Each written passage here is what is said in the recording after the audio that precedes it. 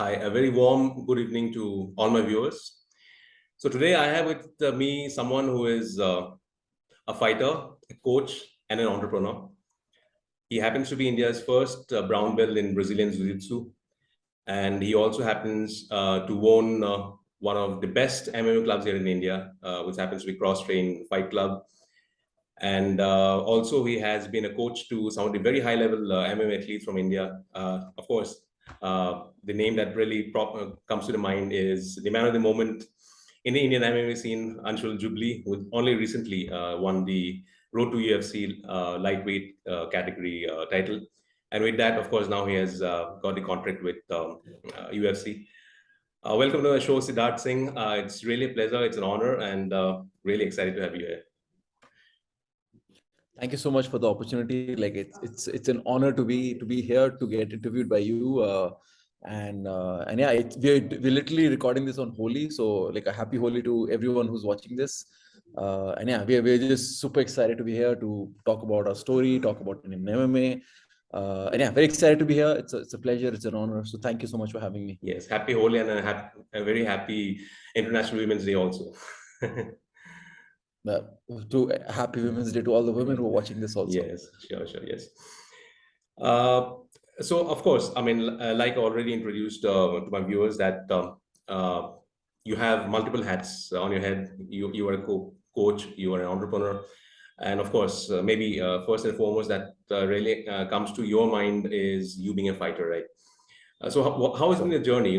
Because especially in a country like India, wherein combat sport in terms of wrestling and boxing is already up there, right? We've got some of the best boxers and some of the best wrestlers.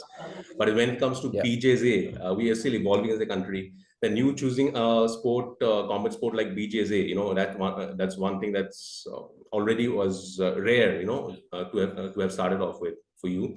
And then, of course, you also had been into Muay Thai as well, right? Yeah.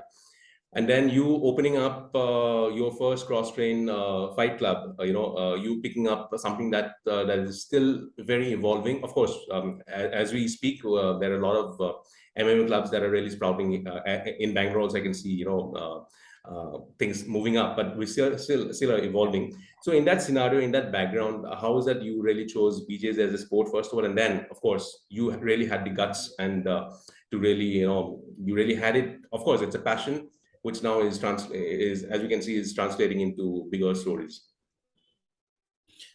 Yeah, I think I was doing. I think I was a mixed martial artist before I knew what mixed martial arts was, because I started off with boxing when I was 12 years old. Yeah. And I did boxing for 6 years in school. So I went to Doon School in Dehradun, and there boxing is a sport.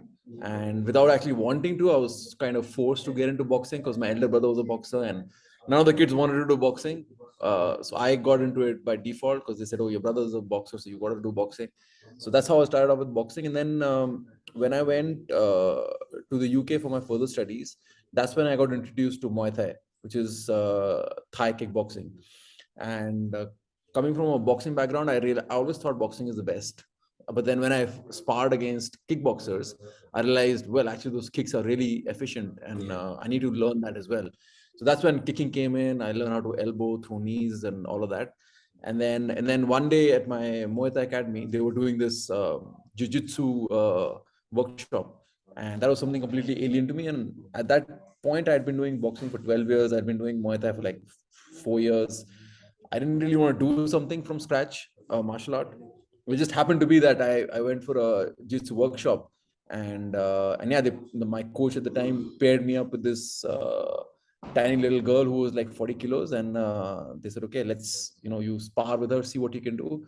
And she happened to be someone who trained for a few years. She was a blue belt in jiu-jitsu. So jiu-jitsu, you got belt system, you got white, blue, so on and so on. So blue is literally like the first level after you're a beginner. Yeah. I was white because I never trained before in jiu-jitsu, and yeah, I went in and I woke up 10 seconds later looking at the ceiling because she had choked me unconscious. And I was like 70 kilos at the time and she was 40. So I realized that someone who's so much smaller than me was able to use technique and leverage and this new martial art to choke me unconscious. So I was like, okay, this is really efficient. So I need to learn this. That's how I got into jiu-jitsu. And I also saw it from the point of view of, if the women in India are able to learn this, then in India we've got so many attacks against women. If they learn this martial art, and this little girl has choked me unconscious, and I'd been training for 12 years.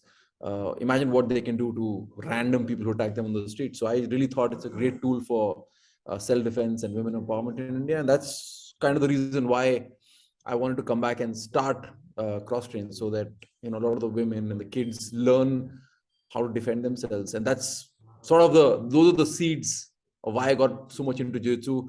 I love boxing, I love Muay Thai, I love MMA, but jiu-jitsu is something special to me because of how empowering it is for people across the board. Like all age brackets can do it, and families can do it. That's why I love it so much. True. And coincidentally, like you spoke about women empowerment, today happens to be International Women's Day. And yes, I mean, it really makes a lot of sense, right? If all the women, who might not have the size to really counter somebody, who has got a kicking or a punching experience, and then they've got all of a sudden a BJJ expertise, and they can just, defend themselves. It's really would not be anything bigger than this, right? If you can really start off it as a revolution for all the women out here in India, and they will feel so much safer to go out in the places they would not have, otherwise, right? Yeah, sure. Yeah. True. Yeah. And okay, now, of course, there are so many questions to ask you, but this is something that is still fresh in our mind. Anshul Jubli, who of course, who has come out of your Crosstrain Fight Club, and you have accompanied Anshul in his fight at Las Vegas at the road to UFC final, right, where he won, and now of course he's our man of the moment, as he has also won this contract with UFC. So there is something about experience, your experience in accompanying, Anshul, in a completely foreign terrain, wherein jet lag is there. So many other things, I'm sure he landed there maybe a few days before. How you really trained his mind, so much to do with mind also, right? Because it was a big contract to win. So how did you really prepare him for his fight, and also the entire journey, and the experience of you being there? Because for all of us, it's a big experience. For all the Indian MMA fans, it's really a big thing. Yeah. So in the middle of last year, we finalized everything with the UFC to get Anshul on the road to the UFC tournament. So road to the UFC tournament was, for the first time, there was an opportunity for Asian fighters to make it to the UFC through an 8-man tournament. And in the first round, Anshul was supposed to have a fight in Singapore against a fighter from Japan. And yeah, we were ready. We were mentally ready to go in and fight a really good fight. But then his opponent missed weight. And because he missed weight, we got a bye. But we didn't know we were getting a bye. So Anshul made weight. It was a difficult weight cut. It was a new country for him, Singapore. We hadn't traveled there before. So that just, even though the fight didn't happen, that was a great learning experience for us, just to be around the UFC personnel, just to see how UFC runs the events, because it's a completely different experience than anything we were used to. So even though that fight didn't happen, it was a good thing for us, just to get used to that surrounding. So then he moved to the semifinals, where he had to fight a very tough Korean fighter, who was a brown belt and in jiu-jitsu like myself, highly skilled, highly decorated. And that was a tough fight for Anshul. And he trained in Thailand for that fight. Initially at Tiger Muay Thai, and then he went to Indonesia, trained at Crosstrain. So that fight was a tough one, and he won that fight. That was the first win for an Indian fighter inside the UFC octagon ever in history. So that fight is, again, no one's talking about it, but that was a tough fight, and he won that to get to the finals. And that was in Abu Dhabi. So again, a new country for us, going there, fighting, and he won that. And then after that, we knew it was 1-against-1. It was mano a mano. It was Anshul versus Jeka from Indonesia, who had in the first round knocked out Pavan from India as well. So there was a kind of a story there that, it's revenge for India against Jeka. And Jeka had said a lot of things. He had, if you a lot of trash talk also, exactly, a lot of trash talk. When Anshul won his semi-final fight, Jeka came to the cage and he made this gesture to Anshul. Anshul just put his chin, okay, I've got a big chin, you can knock me out, kind of. Exactly. So all of that happened. And the original plan, actually, most people don't know this, but the original plan was the finals of the road to the UFC was supposed to happen in Korea, actually.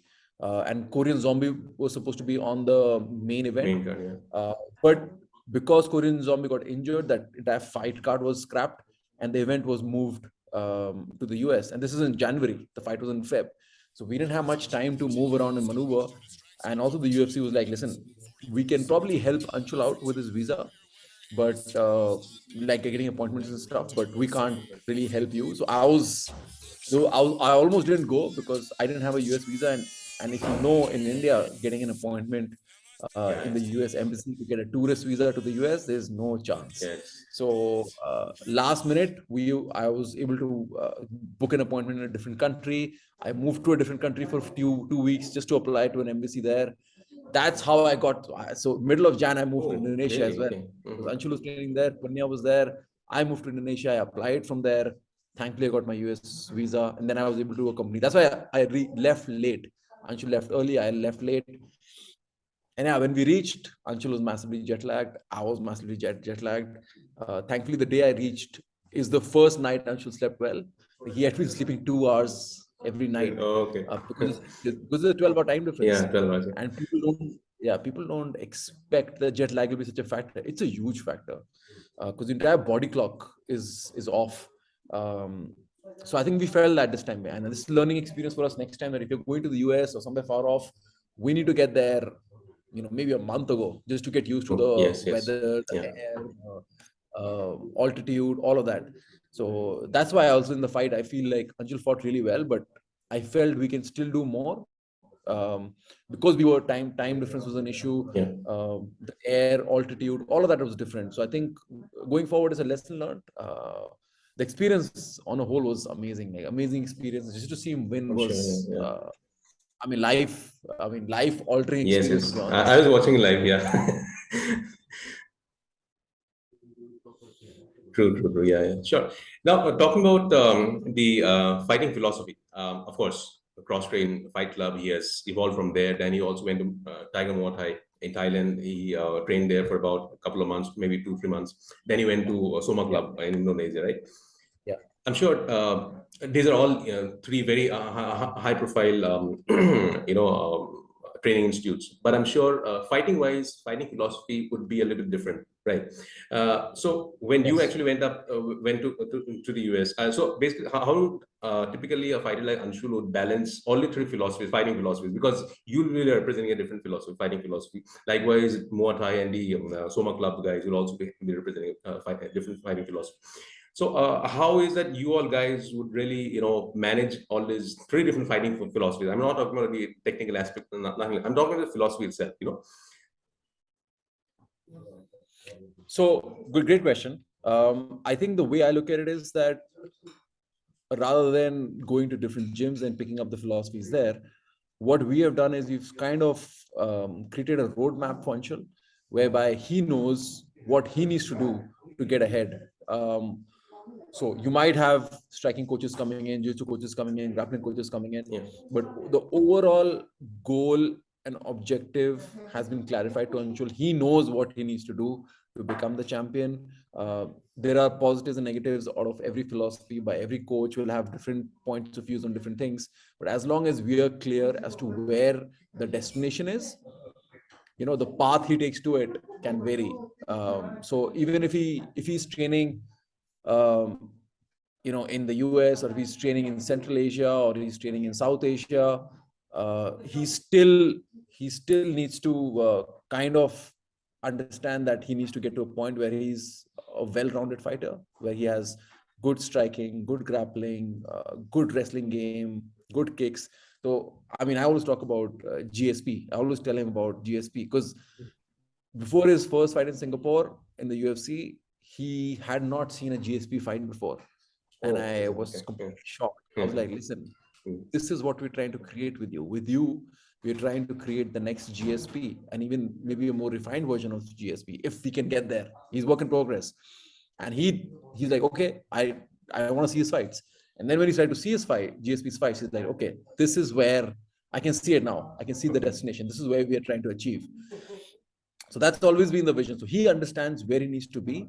So it doesn't matter what coach he's training under. He knows he has to improve in certain areas of his game so that he can dictate and dominate the fight wherever it takes place. If it's on the feet, if it's on the ground, if it's against the cage, he needs to be skilled across the board in all areas of fighting. True. I mean, MMA is so much about being well-rounded in all the aspects, right? It's not only about kicking and punching; it's also about defending against a good grappler, and then dominating the fight on the ground also. And yeah, it's a totally whole different ball game, right? Yeah, sure. Yeah. Talking about you, you are an active competitor. I mean, you only recently won the silver medal at the World BJJ World Championship, so to say, in Abu Dhabi.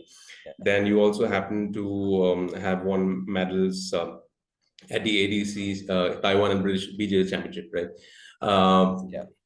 So, and then of course, then coming to India, you are a coach, you're an entrepreneur. So, how is it you're managing your time? I mean, time management, I'm sure, is is one big what do you say quality that you have, right? Because it's not easy. I mean, managing one is so difficult. You're managing three different stuff. Yeah, time management is something I'm struggling with, honestly, and it's very difficult to tell people how complicated it has become of late. I've literally got like family here, and I've got relatives here, and I'm doing this interview, and I'm getting certain looks as well, like, what are you doing? But it was holy. Yeah, But the thing is, being holy also. yeah, exactly. So it's a full-time gig. It's a 24/7 role. I've never felt there was a challenge in terms of balancing. A lot of people say, how do you balance between being an athlete and a coach and an entrepreneur? I started, when I was 17 years old, and I became, in doing school, I became the house boxing captain.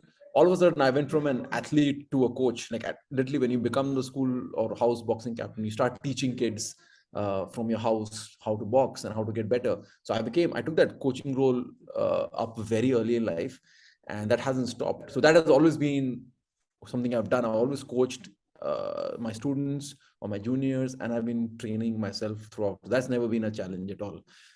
The challenge has been the business side of things, because sometimes we as athletes, we as sports people get carried away, and we'll get into the technical side of training and techniques so much that the business side suffers.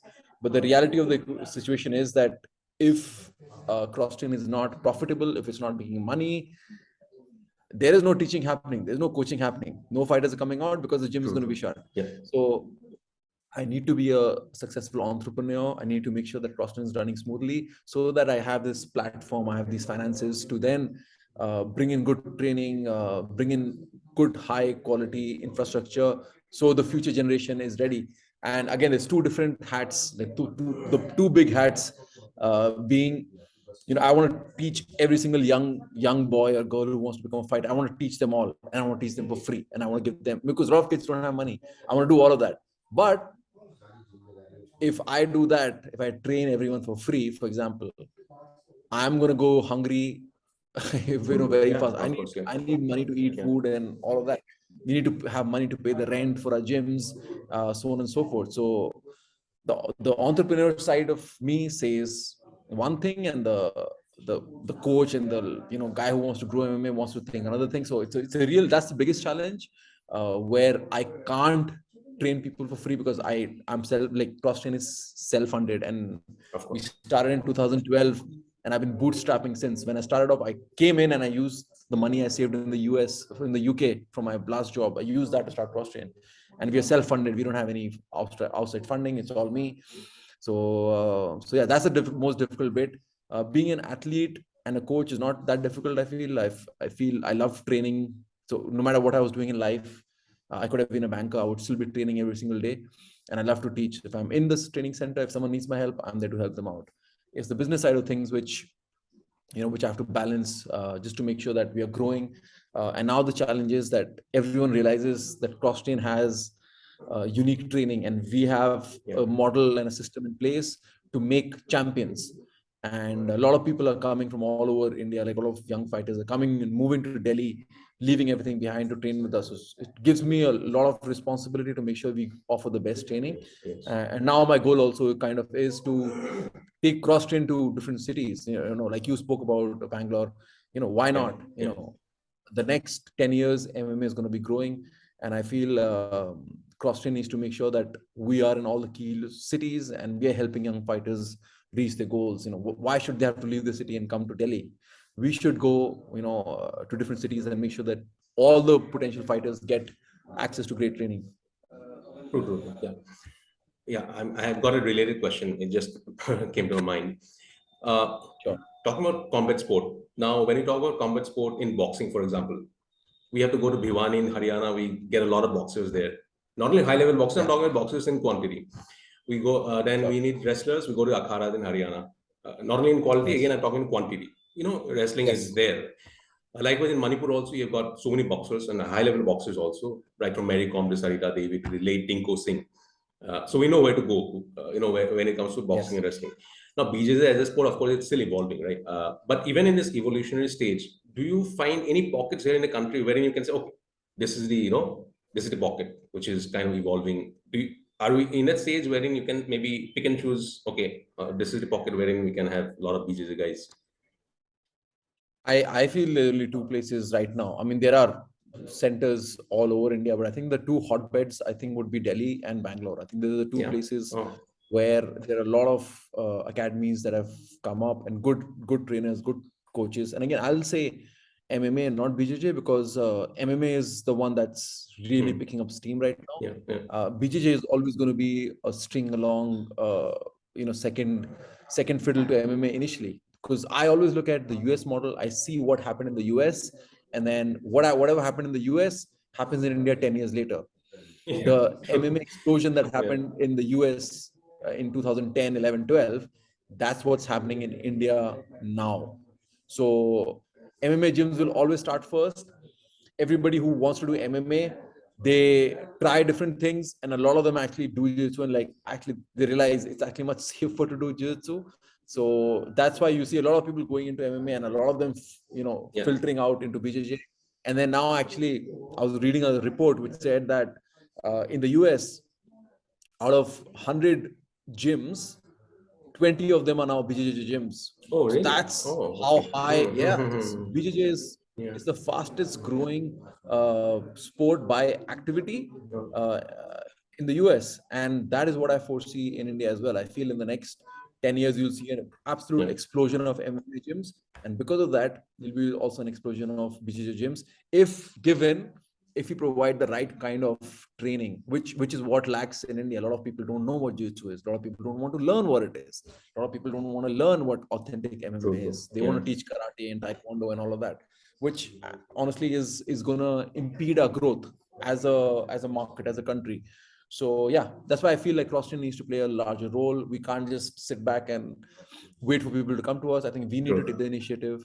No one else is like, that's been the case for the last 10 years. No one else has come from outside to help us out. We've had to do it on our own, and that's going to be the scene for the next 10 years. We have to take the initiative and we have to grow the sport the right way. True, because I just had an interview with Surbala Devi, who happens to be the world champion. Yeah, in your for Hopefully MMA. she's coming for training soon as well. Yeah, she messaged me on Instagram. Yes. Oh, Hopefully okay. she'll be coming for training soon. Oh, is it? Oh, great. So she's currently training in Bangalore. So she had the same story. She said when it comes to Muay Thai, she had no problem. In Manipur, she was training Muay Thai, she had no problem at all. But when it came to MMA, she obviously had to, seek out outside of Manipur in terms of the grappling and BJJ stuff. So that's when she actually had to move out of Manipur because Muay Thai is already there. She's been doing that right from her younger days. Yeah. But when it came to the grappling game, when it came to the ground game, that's when she felt that, okay, Manipur, she had to basically come out of Manipur. Yeah, that's an interesting. I mean, yeah, it's good that we are discussing all these things at the moment here in India, because gone are those days where we are only talking about taekwondo, karate, but that's it. But today we are in a stage, thankfully to guys like you, where we are talking about BJJ, we are talking about jiu-jitsu, right? I mean, yeah. We're talking about grappling. And when it comes to maybe ground game, the only thing that we had in was wrestling. And yeah. So after wrestling, what you need to have BJJ, right, in MMA. After wrestling Exactly. stops, that's what BJJ comes in Yeah. play. Yeah, exactly. And historically as well, like if you talk about, even like if you go into our epics, so you go into our Mahabharata and Ramayans, you go into ancient scriptures, there are clear indications that, jiu-jitsu as it stands today had its origins in India. The wrestling that we do today is a watered down version of what it was Yeah. originally. I have seen one of my friends, Kush, he's an archaeologist.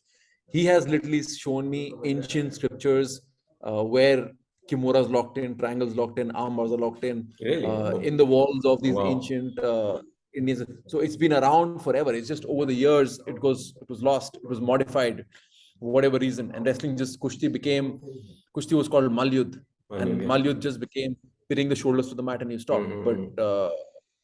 But the origins say that it all started in India. So I think it's just about time it's come back all the way. And Yeah.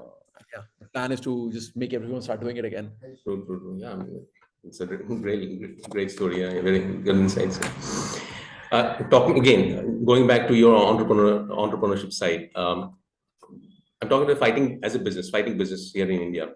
Uh, uh, the moment we talk about fitness, the moment we talk about, for example, exercise, we stay out of a home and go to a normal gym, right? Wherein there is a treadmill, there is a dumbbell, Yes. few dumbbells, this and that. But when it comes to MMA clubs, how far have we really come? I mean, of course, it's picked up, but the awareness factor is also big, right? I mean, Mm. because without awareness, how will a guy take up BJJ? He just heard about, maybe he Yes. has not heard about it as well. But BJJ as a sport is so, I mean, it's not only entertaining, but it's so good to the body, right? So, do you think that we have come to a stage wherein the discussion point is beyond awareness, wherein, okay, the guy knows that I don't need to go to I just need to go beyond a normal gym and then maybe enter a MMA club? Yeah, I think my biggest challenge is not that people want to try MMA or BJJ. They want to. A lot of youth, when they watch UFC, they want to do it. The only issue is they don't know where to start. They don't know which academy to go to. They don't know whether an academy is good or bad. Okay. So I think very important for anyone who's looking to join an MMA club is to understand, do his research and understand if the club is legitimate or not. If you want to make MMA a career, your window of opportunity is a very narrow one because you're in your athletic prime for a short period of time. In that time, if you waste going to an academy where they don't actually have any history, knowledge, or track record of building MMA champions, you're going to be wasting your prime doing some nonsense. And yeah, time's going to run Yeah. out. Yeah. True. So what I would recommend is do your research as a young athlete or a young fighter. Find out academies that have a track record of building good fighters, a good competition fight team. Figure out who their head coach is. There's always, every academy will have a head coach and a supporting coaches in the academies. Figure out who the head coaches and who the supporting coaches are, because a lot of coaches with no competition experience, it's only on paper. Oh, on paper it says they are, this is okay. Yeah. Have they actually fought? Do they have actual experience in competition? If they have that, then you can, okay, say, okay, let me go try a trial class. Don't sign up for a year. Sign up for a trial class. Check Okay. out 4 or 5 different schools. See which school you felt you can learn the most from. Look at other people in the academy. See how long other people have been training and what they've achieved in that period of time. Because if you join a new club, you don't know where you're going to be in 2 years. True. But if Yeah. you go to the club and you see someone who's been training for 2 years, then you can see, okay, in 2 years he reached there. That's probably where I can reach as well. So that's a good indication. If you're looking to join a new club, don't just look at the fees, because 90%, 99% of the people will come in, they'll ask the fees and they're like, expensive, I'm leaving. Yeah. Yeah, it might be expensive. A good school might be expensive, but the returns on that, you're going to save your time, you're going to save energy, you're going to get fast tracked into having a quick and efficient skill level, which will help you to fight, compete, win, so on and so forth. So as compared to other, like for example, when you join a gym, you pay for equipment. That's pretty much it. But in MMA, what you're what you're paying for is not just the equipment, it's training partners, it's knowledge, it's Sparring partners, coaches, yeah. it's sparring partners, is access to potentially making a career in the sport in a very short period of time. You're saving time. So don't just look at the fees of an MMA club, look at what they're capable of delivering. And honestly, in the long term, you'll save money by joining a good club, which is kind of expensive, because that they're going to fast track you into, rocket, literally going to stick a rocket ship in your career, and you're going to fast track everything, as compared to trying to pay, you can go to a park and train for free, but you're going to be wasting your time, literally, like, you don't have that much time to waste. So if you're a young fighter, put in that money. That's your investment into your future. When we go to a college, we go to the best college, right? We're willing to pay the fees because we know after that we'll get a good job. Same thing with MMA. Invest in a good club, and you're going to become something at the end of it. Good, well said. Yeah, of course. Yeah. Now talking about the MMA, if you really see overall, it looks like it's a young man's sport, right? Because we're talking about boxing, we're talking about kicks, punches, we're talking about somebody breaking somebody's arm, choking somebody out. Yeah. So it looks like a young sport. But at the same time, if you really see, we have got a fighter like Glover Taxira, who just retired a few months back, who was a champion, light heavyweight champion at the age of 43, I think. Of course, he retired at 43, but I think at around 42 years old, he was the champion. So likewise, I guess the founder of BJJ, Helio Gracie, I think he fought till about till about maybe 1992 years, right? He died on a Friday and he did sparring on Tuesday. Literally, like, Oh my he God. rolled till he died. So you can do that. So jiu-jitsu, literally you can do it for as long as you live, which is why, again, BJJ is such a popular thing, because you can do it at any age. You don't have to be like, if you want to be an MMA fighter, like I said, the window of opportunity is very narrow. You have to be between that 18 to 22, prime age to start training. But with BJJ, recreationally, you can do this for 60, no 70, age 80 limit, years yeah. of age. Oh, So there's no, because there's no punching and kicking. There's no impact to your It's body. more of technique, So you can do this more technical level. Yes, So you can do this forever.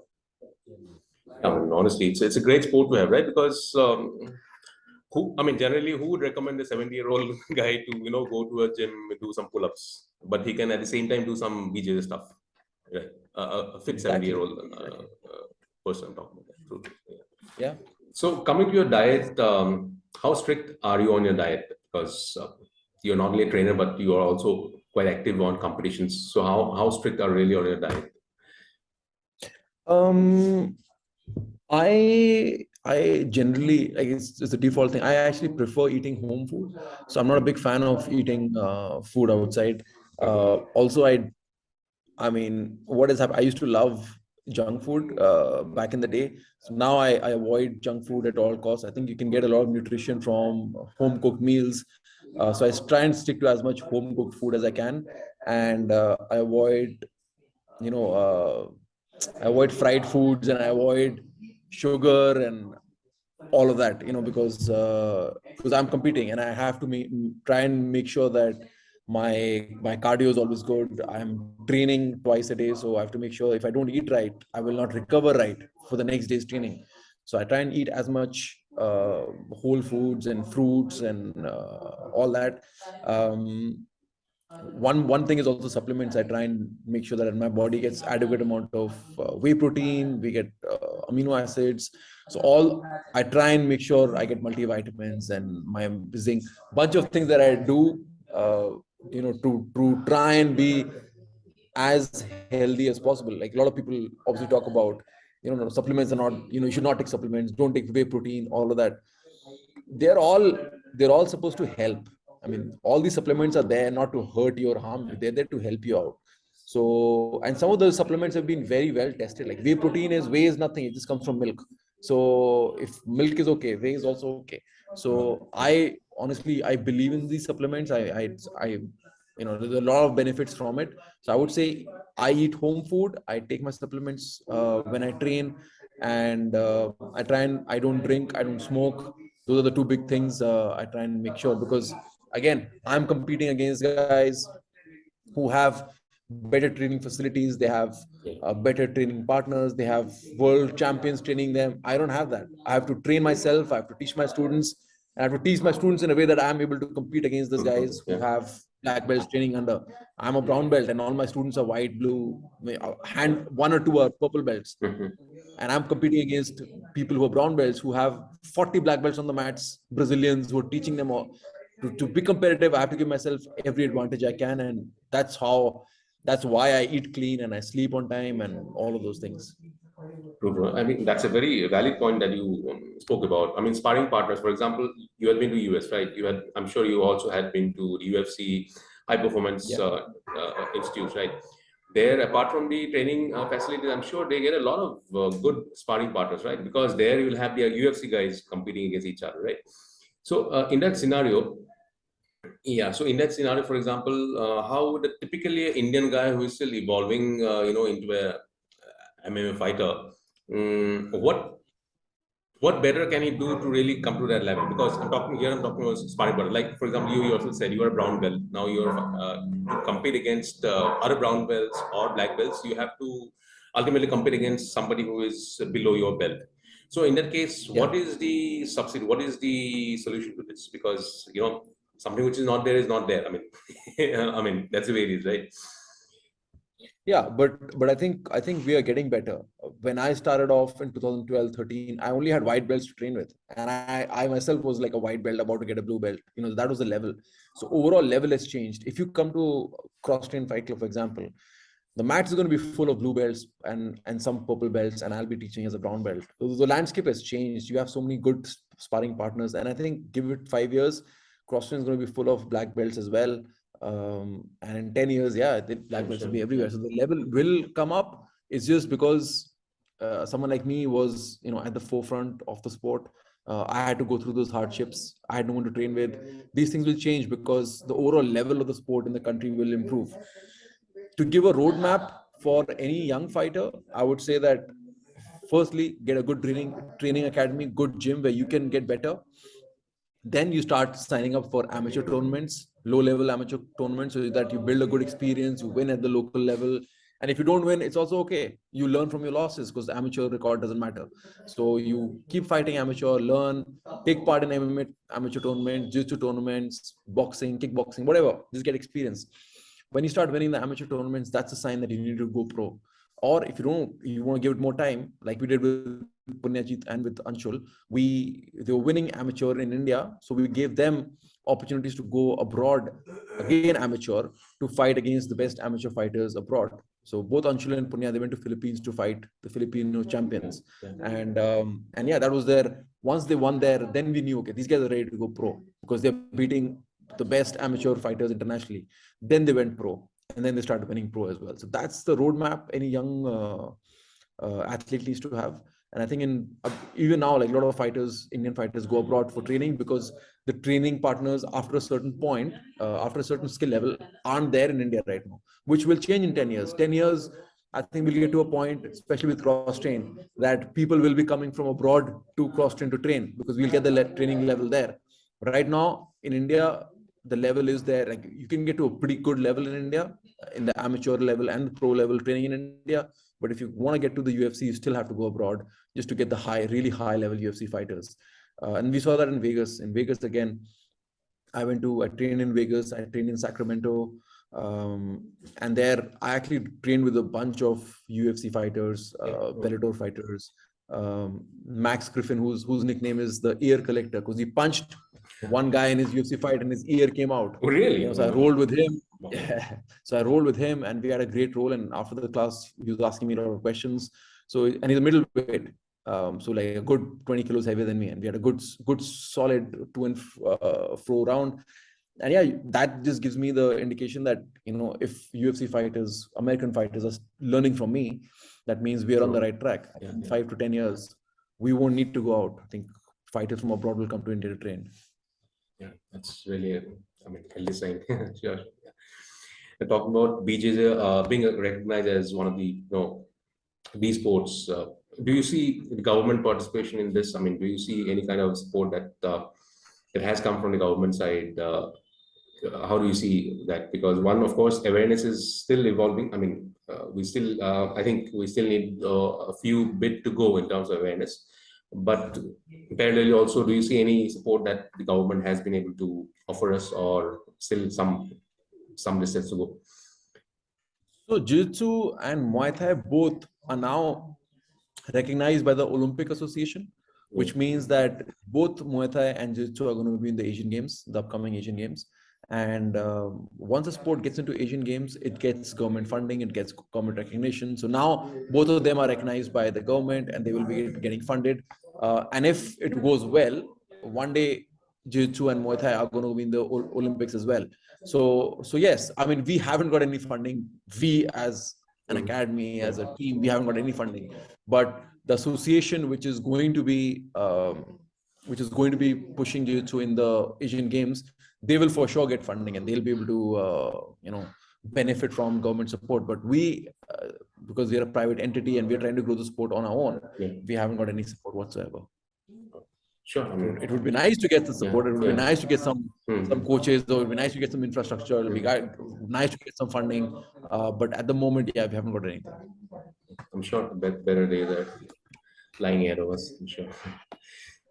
Sure, Siddharth. So moving on, a few rapid fire questions. Oh my God. Okay. Let's do it. Yeah. So of course, you have been, so this question pertains especially to you because you have been into BJJ and Muay Thai, also boxing, of course, before that. So typically in a fighting scenario wherein you don't know two fighters, right? They are good fighters, but you don't know about their credentials. So whom would you put your money upon if it's a Muay Thai versus BJJ specialist? Oh my God. It might be a little controversial because I know. But very, very controversial. I think it really depends. It really depends. I think if a Muay Thai fighter is able to keep some distance, because they are very good at keeping distance, Muay Thai fighters. They play with what is called the long guard, where like in boxing traditionally your hands are here. In Muay Thai, there's a long guard where they can literally keep the opponent away. If he maintains a long guard, I think the BJJ guy is having a bad day in the office. Okay. At the same time, if the BJJ guy is able to clinch with the Muay Thai fighter, it's going to be a very short night for the Muay Thai fighter because Muay Thai is not very famous for takedown defenses. Yeah, Muay Thai fighters are very upright, so which makes them very susceptible to takedowns. So stylistically, I mean, it's a quick rapid fire, but I have to explain that it's not that easy to explain. I mean, my heart would probably say BJJ, because once the fight goes to the ground, it's absolutely unfair, the fight. The BJJ guy will dominate. If it stays standing, BJJ guy has no chance because Muay Thai guy will murder him. True. Yeah. Such is the art of MMA, right? You need to be adept at everything. You need to know everything, exactly. A BJJ guy needs to know how to defend strikes, and a Muay Thai guy needs to know how to defend takedowns. And also, especially in the MMA situation, not that one has to be really very good. I mean, typically a Muay Thai guy, I guess, it's not necessary that he has to be very good in BJJ. But then if he is good in at least the defense, the takedown defense, I think, exactly. Right. Exactly. Takedown defense, or if he does get taken down, the ability to get back up, those are very important skills to have. And again, a BJJ guy, you might not know great striking, but if you can just defend yourself for a while so that the Muay Thai guy gets careless and you catch a kick, take him down, then it will also change the equation. So much about calculations here, right? You don't know what's going to happen. It's human chess. That is what it is. It's human chess. True. Yeah. What's your favorite BJJ submission move? Oh, this is again a very difficult question because I go through phases. There are different phases. Sometimes I like one move, sometimes I like the other move. What I'm working on right now is called, the position is called the arm saddle or the choi bar. So it's like an arm bar, but it's done from the side and when the opponent is standing up. So that's the position I'm working on right now. It's called the choi bar or the arm saddle. That's what I'm completely getting obsessed with right now. So that's my phase. Next month you ask me to do something else. Right now it's that. Okay, sure. Yeah. I don't have one move. I don't have one move. I don't have one style. I don't have one game. A lot of people have that. A lot of people just build like one game, like one guard pass they like, one guard I'm just obsessed with the sport. I think there's so much to learn. I'm just like, okay, this week I'm working on X guard. Next week I'm working on passing De La Riva guard. I'm obsessed with different positions. New learnings. Right now, Joy bar, and I'm just starting to get into mount. I'm trying to work on my mount attacks, so that's what I'm working on. Another thing I wanted to talk about, like, I mean, it's something which I have completely skipped talking about, is basically a lot of people have been, since Anshul, especially after his fight ended, a lot of people have been approaching me about online courses, and yeah, that's something that I never thought of, but now I think I'm getting to a point where I feel, I don't know, and this is a question for you and for all the audience members that you have, is whether or not, if we start making online courses in regional languages, so something, maybe a course on Jiu-Jitsu in Hindi, so no matter where you are, which city you're in, if I can teach you what we do at Crosstrain, what Anshul does, or what our team does from close guard, for example, or half guard, whatever, would people be interested in learning that? And it won't be in English, it'll be in Hindi, or it'll be in whatever, Bengali, or I just want to figure out if that's something people would be interested in, because I feel a lot of people don't have access to good coaches and good training at the moment. What if we were able to make like programs like that? Would that work? That's my question. Like, I want to just figure that out. Yeah. No, sure. I think that'll be a good option because, especially during COVID time, we had that thing, right? People didn't have any access anywhere. I think that's when it really picked up, these online courses. Gym, they didn't have any access to gym, but they had to do something. Even Cult, I think they themselves came up with the online courses, and it worked out well. Because ultimately, people want to do something with their body, right? No matter what. And especially what happens in a typically 10 to 5 job, or 10 to not 5. It's only for saying you call it 10 to 5. It goes that's in the US and UK. Yeah, true, Europe is 10 to 5. yeah. India, it's like 10 to 10. 10 to 10, yeah. So typically in 10 to 9 or 10 to 10 job. Again, going to gym, which is by the time maybe it'll close also. That's one thing. And one is, for example, that guy has come out of the office early. That mental pressure is already there. Okay, I really need to do stuff quickly, and then it doesn't happen. It only and by the time he reaches the gym, he might be late or something like that. But if it's an online course, what happens is that if you have the right timing, he can freshen up. He can have a nice bath somewhere. He can maybe relax a little bit and then come to the online course. He can be at home basically. Literally, he can be at home. So I think it's really going to work. Online is. I think it's going to work. I mean, especially after COVID times, we saw how online thing have really moved up. I think you can start that, So that's the plan. Sure. And if it's that's regional, what I want to give. I think we'll start off with Hindi maybe. Because I think that's the most popularly spoken language, and we'll try and do something where people can just buy the course, and wherever they are in the city, they can practice it with a partner, try all the techniques, and build a game. So that's what I'm thinking about, because I feel really bad because people are always asking about, when can we train with you? They have to leave their hometown, come to us. Rather than that, just buy the course, do it at home with your training partner, and ask us questions, and we'll fix it. Something like that. Sure, it's going to work. Yeah, sure.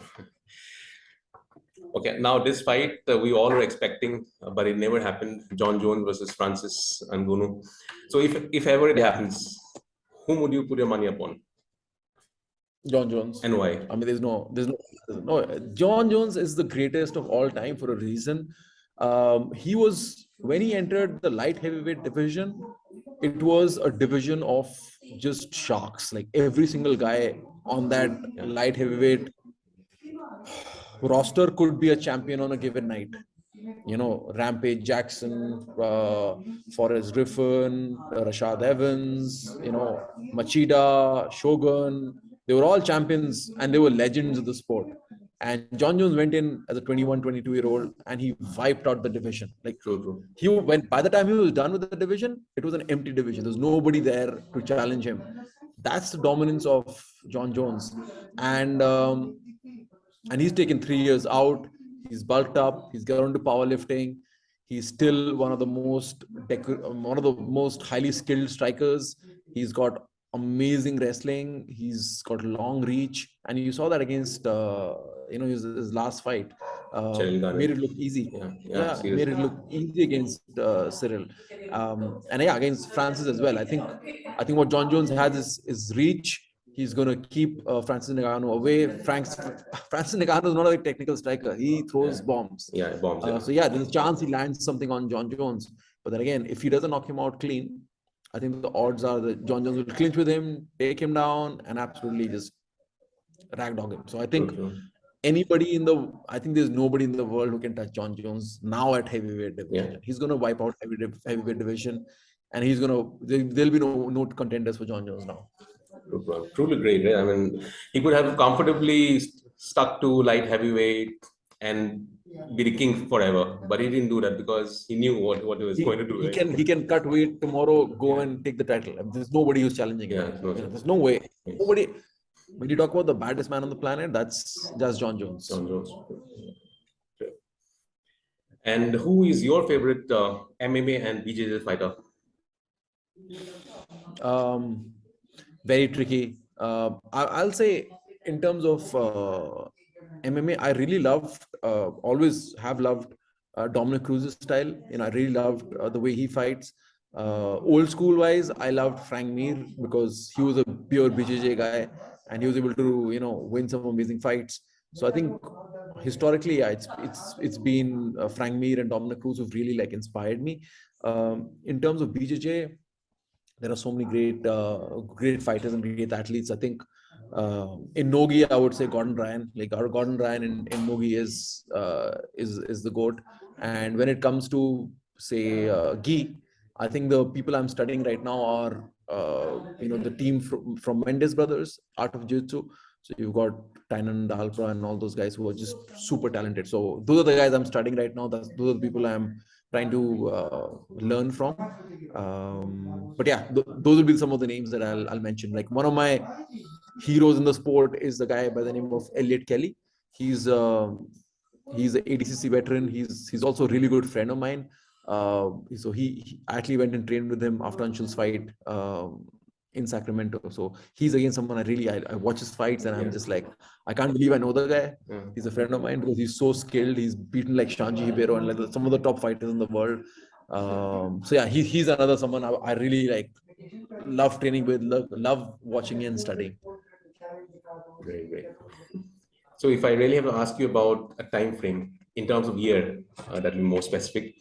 When do you think we'll have the first Indian in the main card of UFC? In the main card of the UFC? Oh, definitely in the next 2 years. Yeah, definitely in the next 2 years. I think if we can do this right, if Anshul can stay on course and put in the work that's needed, I think he's going to be in the main card very soon. He was the main event of the prelims, at the last event. So he's already main eventing the prelims. I think it's just a matter of time when he gets on the main card. I don't think it's going to take that long. I think in 2 years. The challenging question is when will it be someone who's not Anshul? Yeah. Who will be in the. That's going to be 5 years. That is going to take 5 years for another Indian to make it to the main card. Anshul is then, and he's going to be there for a bit.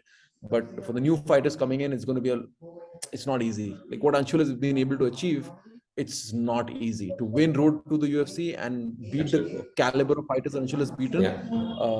It's not easy. So I really hope, my fingers are crossed. I'll try my best from my side to get our fighters ready. But I think in the next 5 years, we'll have a lot more Indians in the UFC. 10 years is my, when I feel every weight division in the UFC will have Indians, but it will take that time. 5 to 10 years will take to get, Indians in each weight class and being competitive. Great. Yeah, sure. Actually, this is not a rapid fire question. It just popped into my mind, in my head all of a sudden. Typically, if a wrestler comes to your institute, how easy or how hard it is for you to teach him BJJ? Because he already has got a grappling game. But BJJ... Easy. No, for wrestlers, BJJ is very easy. It's a piece of cake. Yeah, okay. It's boxing and Muay Thai, which is hard. Yeah, obviously. It's of course hard for them. But I just thought, how about the wrestlers? For wrestlers, it's if a wrestler wants to learn BJJ, it's super easy. But that's a big if. A lot of wrestlers don't want to do anything but wrestling. A lot of people don't want to start who are experts in one discipline. They don't want to start as a beginner in a different discipline. So wrestlers coming in, wanting to learn, it's easy peasy. It's just getting wrestlers to agree to the fact that they have to learn something new. Okay. That's a challenge. It's what the agreement. If they want to do BJJ, it's very easy. Yeah. And striking is difficult though, because their footwork is wrong, their stance is wrong for striking. They have to change all of that up. But once they pick it up, I mean, we haven't got too many of those. We don't have those high level wrestlers who've transitioned into MMA. We don't have that in India. Once By that the way, starts happening, Bajrang Punia had said that he's going to do MMA after his retirement from wrestling. okay. I mean, that'll be awesome if he can Yeah, make the transition. He's going to be a real force in the US. You've seen that. You've seen people like Bo Nickel who've transitioned, from wrestling, pure wrestling, even Chizud, into MMA and doing so well. Henry, right? Yeah. Henry Cejudo, Henry Cejudo is another Olympic. DC, Henry yeah. Cejudo, they're all Olympic level guys who've come in and done so well. Yes. And where is it we see Siddharth Singh and of course BJJ in the next 5-6 years? Because why I'm seeing Siddharth Singh and BJJ, it's basically coining the same thing. Because when you talk about BJJ, we are still evolving, and you are the one name that really comes to my mind straight away. So that's why I'm taking both the names at the same time. So where do you see both Siddharth and BJJ in the next 5-6 years from now on? I have a 10-year plan, more or less, mapped out in my head, where I want to have an MMA and BJJ academy in literally every city in the country. So in my head, I feel in the next 10 years, MMA and BJJ are going to be the number 2 sport in India after cricket. Cricket is going to be undisputed number 1, but number 2, I think combat sports will be number 2. Really? And I want Crosstrain to be at the forefront of that growth. I don't want to be in a situation where people want to train authentic MMA and they don't get access to it. So my goal really is now, next 10 years, to grow the sport and grow it the right way. Offer the best training, authentic training, and really grow the sport. Like I feel in the last 10 years we've done that, but I think my impact has been limited to North India and Delhi. But now I think the responsibility now lies with me and with Crosstrain to make sure that this pan-India growth, and that's going to be my plan for the next 10 years. Literally have multiple Crosstrain centers in all the big cities and smaller centers, studios where young fighters can get a chance to, improve and level up. So that's my plan for the next 10 years, really. Sure. I'm sure you will reach that level. So thanks a lot, Siddharth. I mean, it's really been a pleasure having you. Especially thanks also because you have taken out your time on an auspicious day like Holi, but that's what you are, right? You're committed. Your commitment to the sport overall, so that really speaks a lot about what you have been doing and what you will continue to do, serving Indian MMA, not only MMA, BJJ, not only BJJ, MMA as a whole, so to say, and your contribution we have already seen your contribution in the form of all the great athletes, all the upcoming athletes that are in the Indian MMA scene at the moment, and you're only getting better. And also, you already have a vision in place, as you can see. You're going to spread your wings all across India, and I'm sure in the next 10 years, when we talk about MMA, we cannot talk about Siddharth Singh, basically, right? So that's what we're all looking at. And thanks a lot, Siddharth, not only for coming to my show, but overall, thanks a lot for your contribution to Indian MMA. Results are already there. It's not like we're talking in the air. We have seen Anshul Jubli, what he has done. We are already seeing Likharu with his performance, and we're only getting better and better. Like they say, we always have a torch bearer who has to start somewhere, and you are the torch bearer, no matter what. Tomorrow, whatever happens, whatever great things happens, you are the torch bearer, one of the torch bearers, so to say, in the Indian MMA, in the Indian BJJ scene. So thanks a lot, Siddharth, and really really looking forward to the next 5-10 years of your journey. Thanks a lot for coming in. Thanks, Siddharth. Thank you so much. I really appreciate it, and hopefully we'll speak again, and hopefully next time we'll have more good news to talk about and good stuff to talk about. Definitely. Why not? Yeah, sure. Thanks. Thank you. Bye. Thank you so much. Thanks. Bye.